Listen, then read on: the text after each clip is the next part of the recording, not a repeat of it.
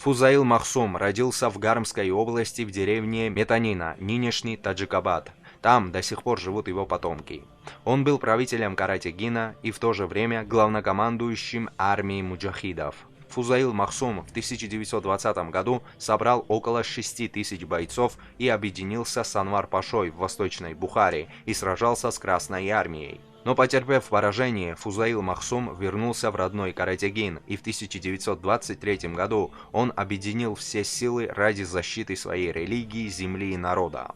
Фузаил Махсум в то время был самым опасным противником для Красной армии. Красная армия всеми доступными силами пыталась ликвидировать или изгнать армию Фузаила Махсума с этой территории. Для этого Красная армия организовала военную экспедицию с военными самолетами, поскольку трудно было воевать с каратегинскими таджиками в таких высоких горах.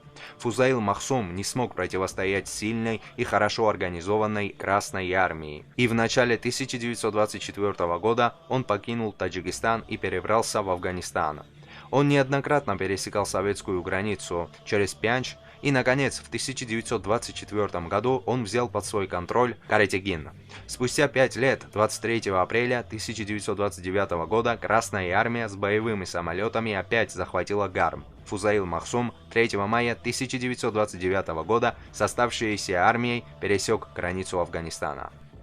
После Красная армия в Каратегине подожгла и уничтожила много исламских книг. Ни для кого не секрет, что официальная идеология Компартии насаждала среди населения атеизм, а все христианские и исламские ценности должны были исчезнуть. В 1984 году группа таджикских туристов во главе с председателем Республиканского совета по туризму Тодыхудо Рахматовым побывала в Индию. Туристы посетили Тадж-Махал. После намаза они осматривали достопримечательность, разговаривали на персидском языке, и в это время к ним подошел пожилой имам. Оказалось, что старик был родом из Таджикистана. Тодыхудов и его спутники были рады встрече с соотечественником. Тодыхудо рассказал ему о процветании региона, в том числе и о том, что он родился в селе Чалдара в Тавильдаре. Старик был потрясен, услышав о Тавильдаре, и спросил, помнят ли люди Фузаила Махсума, что они знают о нем и что говорят.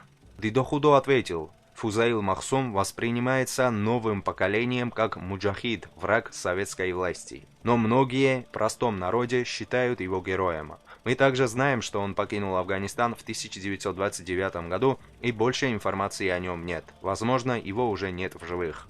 В это время старик с поднятой головой ответил, Фузаил Махсум жив, он стоит перед вами. Тодыхудов и его товарищи пребывали в помешательстве. Далее Махсум рассказал, что приехал в Индию из Афганистана в 1950-х годах и сейчас является имамом одной из мусульманских мечетей Агры, в мечети, где много иранцев, пуштунов и таджиков. Каратегинские таджики, которых иногда называют гармцами, это особая локальная группа таджиков, этнокультурная общность, которая проявляется не только в специфическом каратегинском диалекте, родственных связей и бытовом укладе. С прошлых веков каратегинцы имеют репутацию особо ревностных мусульман. Очень многие каратегинцы еще в 19 веке служили муллами в кишлаках в других регионах Средней Азии.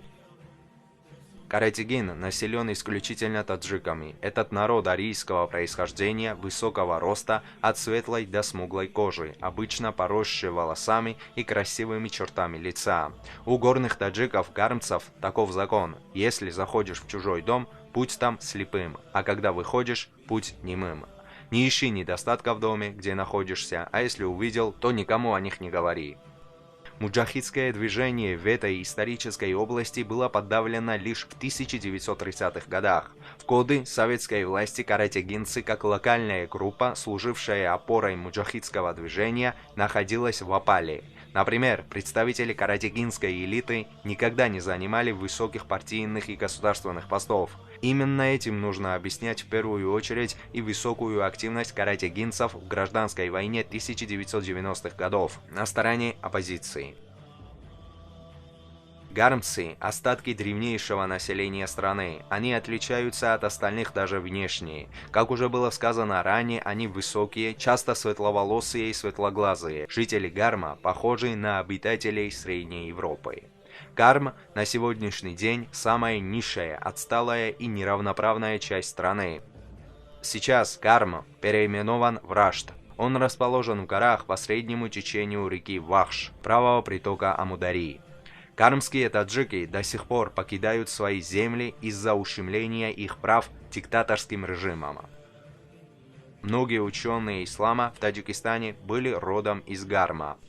Сейчас многие гармцы живут в странах Средней Азии, Ближнего Востока, а также в Египте, Пакистане, Афганистане и Индии.